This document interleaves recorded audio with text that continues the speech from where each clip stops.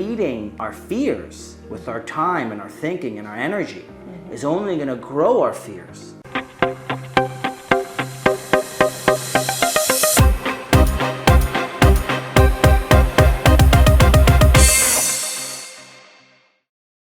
The two things that keep us, well, the number one thing that keeps us is fear.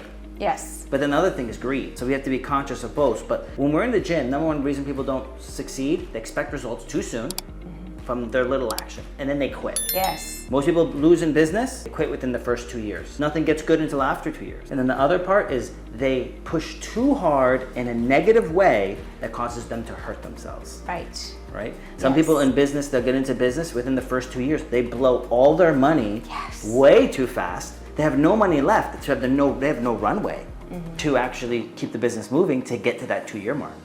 So it's so true. And when you were talking about fears, it reminded me of the story about this guy told his son. And he said there's these two wolves inside of you. One is like love and one is hate and anger. And the son asked the father, he said, which wolf is going to win? And the father said, the wolf you feed. So feeding our fears with our time and our thinking and our energy is only going to grow our fear. You know, you can't say, I don't want this to happen, right? That doesn't work. You have to say, I want this to happen. I'm working on this.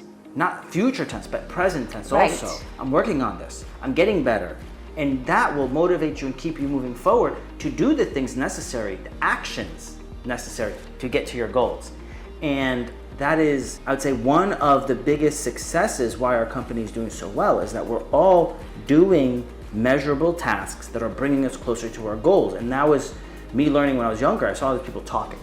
Everybody wanted to be an entrepreneur and everyone talked about it, but no one did anything. Right. And it's all about doing stuff too.